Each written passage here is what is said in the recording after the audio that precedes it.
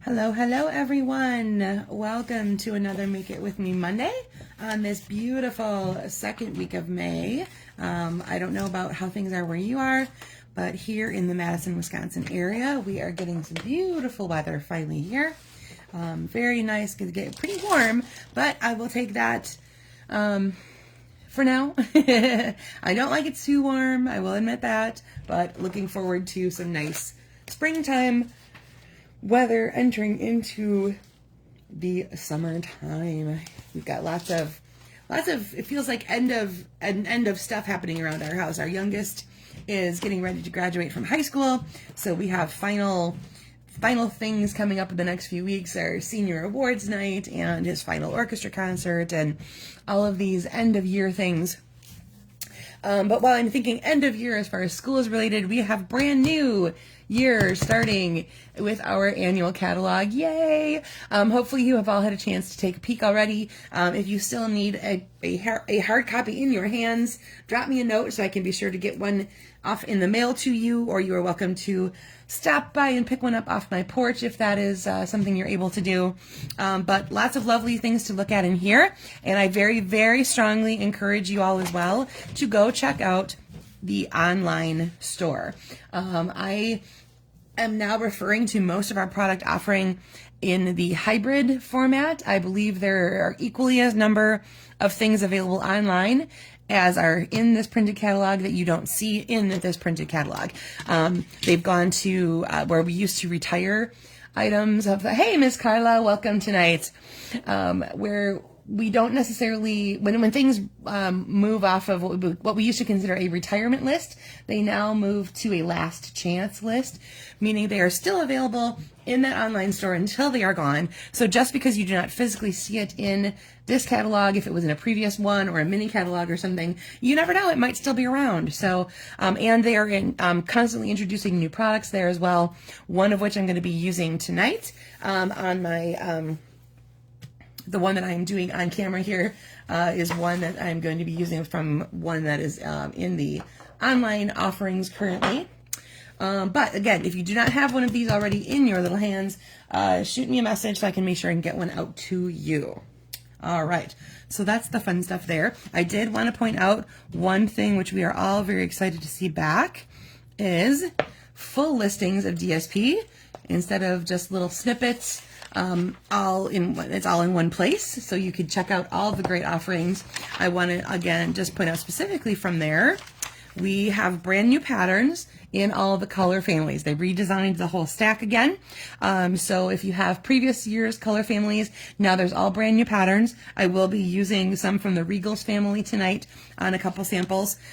So that's one of the first ones I picked up, was a few of those families. I think the colors, the Regals and the Brights, and the new in color ones, because I wanted to have a chance to have some of that on hand as I make future projects. Okay, so let me start out by showing you this particular bundle. It is in the online store, as I said earlier. It's called Sunrise Sailing. It has a stamp set. It has an embossing folder, which is one of the hybrid versions, which means there is a die element that will die cut out some shapes out of here as you go through there. Hi, Sharon. Thanks for joining me tonight. And Darla, yay, good to see people on here tonight. So you can die cut and emboss all in one swoop. And again, as I said, there are dies that will go with this. There's some that make really cute little wave patterns. And there's some that make, you can cut out the largest sailboat. And then the rest of these are kind of bonus dies. You've got birds and clouds, and you can build other sizes of sailboats as you go through. And if you are interested in our Stamp It Into Summer event, the one that Amy and Lisa and I put on, this is my add-on class for that particular presentation. So I'll be sharing how this bundle works, and how a hybrid embossing folder would work, different ways to use this lovely stamp set, and you'll get a bonus make and take if you have that add-on class. So again, that's in the online store, so I wanted to be sure to show you guys where that was coming from, because you will not spot it in the regular new catalog. All right, let's get started with what we're working with tonight. So I asked you guys to grab a piece of cardstock that's 4¼ by 11 and score it at 5½. I've got Night of Navy. And then in that same cardstock color, you're going to have a piece that's 2.5 by 4.25. If you would so choose, you'll see a few of these I did add like some extra stamping to or something like that. So you could dress this piece up a little bit if you desire as you go through. Then in another cardstock color, I asked for a piece that was 1 by 3.5. I'm using Real Red. Oh, I skipped my DSP. My DSP is 2 by 5.5. This is Real Red. It comes from that pack. Here's the other side of it that I showed you earlier with the color family. So I'm going to be using the striped side today. And then for my neutral, I'm actually going to be using Crumb Cake. And you want 2 pieces, one that is 1.5 by 3.5, and we are going to put images on this one, and one for your phrase that's 1/2 by 2 3/4. And if you don't have a particular phrase that fit that, you can adjust that. Hi Karen, thanks for joining me tonight. Adjust that as needed to fit the phrase that you need. So let's go ahead and get started with our regular stamping. So you're going to take that piece of neutral, again mine's Crumb Cake. And I'm going to add a sailboat to it. Now, yes, the sailboat is a little larger than what you're looking at, but that's okay. I don't mind that a little bit gets cut off. I'm going to go ahead with my Night of Navy ink on there and close that up before I stick my fingers in it. And I'm going to do it so that most of the sailboat fits inside that rectangle. And like I said, I personally don't mind that it gets cut off a little bit. I like just that little bit of the sailboat showing. I'm going to add a little design element into it. It's got this other stamp that I'm going to do in Real Red that has kind of like some filler imagery for the sails. And again, I'm doing this not quite above, so hopefully I'm getting it into the spots I want it. Yep, there we go. So you've got some imagery to fit inside the sails as well. Then, okay, you're going to go, that's going to do it for my image pieces. So you go ahead and finish yours up with whatever you were doing. I'm going to bring my Night of Navy ink pad back in for my phrase, which comes from there as well. It's going to say Best Wishes. And I love the font choice that's in here. It's really kind of a cute script. And then they've also combined it with a very small all caps font, which I think is really kind of neat as well. So we've got Best Wishes. Okay, I'm going to stick my hand in that if I leave it over there. And that's going to fit really nicely on that piece right there. So there's my Best Wishes. And let's go ahead and close that up. Oh, I just still managed to stick my finger in it. See? It's not a good night of stamping if you're not covered with ink, right? Right, rub a little bit of that off. And a little bit more with the old pant leg that you can't see. Okay, let's go ahead and start for assembly. I'm going to move those over here. Get all my pieces going. So starting with your card base, and again, if you have a dark cardstock like I do, and you want to have something for the inside, you just need a panel that is 4 by 5 1/4. So I will probably be adding that to my design later. I didn't cut one for my on-camera purpose tonight, but that's what would fit the layer for the inside. All right, first thing we're going to lay down is our DSP. Let's go ahead and get a little adhesive on that, and I'm going to place it not exactly centered, just a little off center. Okay, and if you, I should have done the other way, but if it rolls over a little bit, rolls over, you know what I'm saying, hangs over a little bit, just go ahead and give that little bit of trim, because it feels like no matter how many times I use my trimmer, my measurement is not always precise or the same, depending on what I'm cutting. So, but that's an easy fix. Okay, then go ahead and grab that second piece of cardstock that matches your card base and your piece of cardstock like this. We're going to do a little bit of adhesive down one edge of our cardstock rectangle like this, and we're going to attach most of it showing. So I have the original layout I had for this called for a piece that was like a 3/4 inch. So I cut it for 1 inch, and then I'm going to cover about 1/4 inch of it. I thought that was easier than trying to butt them up against each other. And so that's going to hang off to one side like so. Let's go ahead and put the adhesive on the rest of that now. And this is going to go so that a little bit of this is going to hang over your DSP, and we have it mostly centered top to bottom. And here again, I'm laying everything down flat. You absolutely could pop this up on dimensionals. And here's where I'd like to point out, if you want to have this piece stand out a little bit more, you could definitely add some stamping to it. You could do some embossing on it, anything like that you want to have it, if you wanted to have it stand out by itself just a little bit more. But for this purpose, it's kind of meant to blend in. It's actually going to become a frame essentially for the piece that we stamped here. So we're going to add adhesive onto that. And then this guy should get centered. It's a pretty wide frame. But like I said, it's meant to be a frame around that piece like so. Okay. And then last but not least, of course, we have our phrase, which is going to go over wherever you would like this to end up. So if you have, maybe your images are a little bottom heavy, you'd actually like to see that at the top, or vice versa, however you want that to be. I am going to aim, let's see, what do I like? What do we like? I'm thinking I'll still keep it at the bottom. I like to balance mine in along with these kind of corners right here so that I'm making those all kind of line up together. So again, your phrase is yours. You might have a different size. You might have a different width, whatever it is. Put that where it feels the best for your layout and what imagery you've got going on here. Okay. So that is where that part is absolutely your choice of where to have that phrase land the best for your particular card layout. Okay, let's go through and take a look at some other new ones. The next one is from a new collection called Inspiring Imperfections. And as I mentioned before, the event that Amy and Lisa and I are doing, this is the suite I'm going to be presenting on camera that day at our live event. And again, if you can't make it live, it gets recorded and it'll be there for you to watch whenever you can. So if you can't join us on June 7th, 9th, I'll have to double check my date. Just remember, it's there for you to watch whenever. But I loved the idea behind this collection.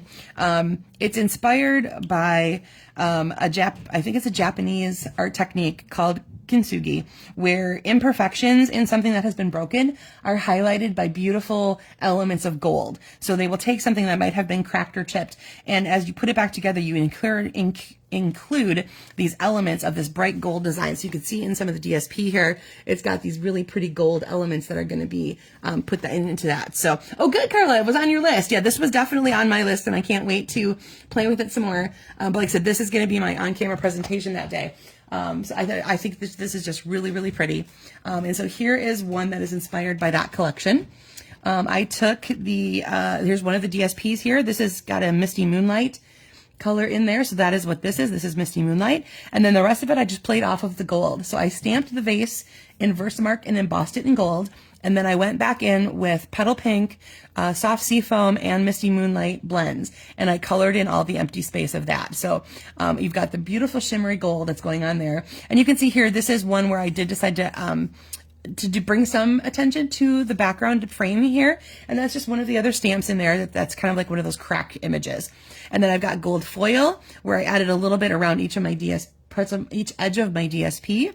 That is my piece for back here. And then these elements come from that same collection. They're little flower accents. So if you look in really close, I'm not sure it's going to show up too much here. It actually looks like a little flower, but they're super bright gold.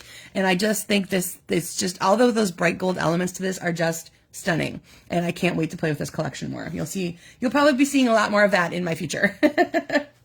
Now on this one here, I used again my phrase from Sunrise Sailing with the best wishes, but the rest of this card is actually just all paper. I didn't do any other stamping on this. This particular one comes from the beautiful Gallery DSP, which is a 6x6 size, and it is absolutely stunning.